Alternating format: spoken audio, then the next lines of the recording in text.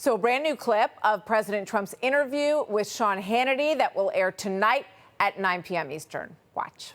Well, I've been busy, but I've enjoyed it because we're getting things accomplished. We're getting things done. You know, you can have times when you're working very hard and not getting things done. That happens too. But we're getting a lot done. I don't think there's ever been a little period like this with the potential nuclear war. And two countries, they have very good leaders, people I know very well. And you know, it was a very important process. We got involved with India and Pakistan.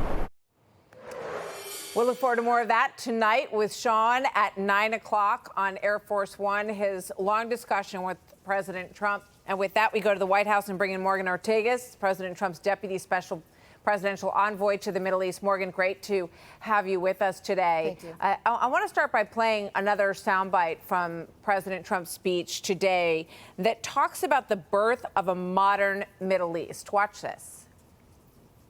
The birth of a modern Middle East has been brought by the people of the region themselves, the people that are right here, the people that have lived here all their lives, developing your own sovereign countries. The so-called nation builders wrecked far more nations than they built, and the interventionists were intervening in complex societies that they did not even understand themselves. They told you how to do it, but they had no idea how to do it themselves.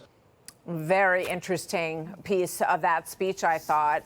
President Trump pointing at the nation builders who were intervening in the Middle East, saying that nobody knows how to fix these countries better than the countries themselves, throwing a little bit of shade at prior administrations with those comments, Morgan, and looking forward to what he calls a modern new Middle East. Your thoughts? Well, the president's speech was spot on, and it was so prescient for where we are today between the United States and Saudi Arabia. This is a relationship that is decades long, but President Trump is clearly taking the relationship with Saudi Arabia, with the Crown Prince Mohammed bin Salman to the next level. What's really crucially important, what we did in Trump 1 was to make sure that we elevated the status of Israel and our Gulf Arab partners, right? They did the opposite in the Biden administration. Biden campaigned on making Saudi Arabia a pariah state.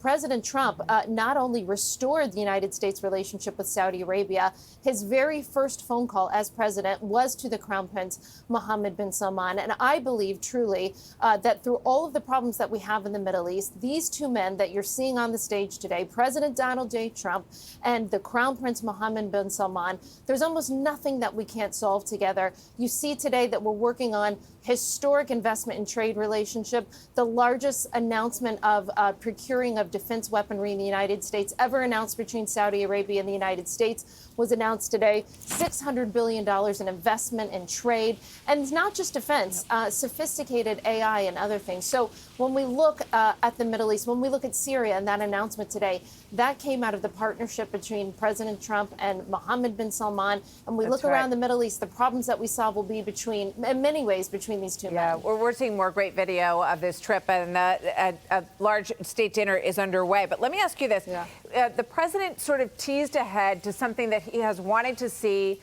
since the first administration of the Abraham Accords, and that's an agreement between Israel and Saudi Arabia. But what has to happen in Israel with regard to Gaza before that can ever happen, Morgan? You know, when we did Abraham Accords in the first Trump administration, what we really did is we isolated the Islamic Republic of Iran. We put the maximum pressure campaign on them, which is, again, in effect right now, because Iran funds the terrorism, Hamas, Hezbollah, the Houthis. They are the major funder behind these terrorist groups, and we isolated them.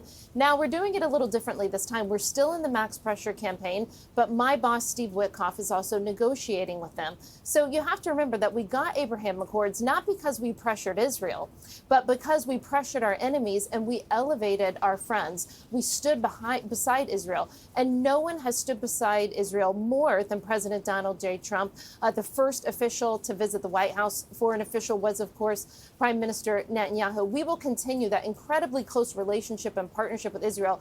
We will get more friends and more partners to join the Abraham Accords over the next 4 years, but it will be from a position of strength through honoring our relationship and our commitment to Israel, not by punishing them. Morgan Ortagus, thank you very much as we continue to see these scenes from a visually stunning trip to Saudi Arabia today. And we look forward to hearing more of the outcomes from this historic visit. Morgan, thank you very much. Good to have you. Hey, Sean Hannity here. Hey, click here to subscribe to Fox News YouTube page and catch our hottest interviews and most compelling analysis. You will not get it anywhere else.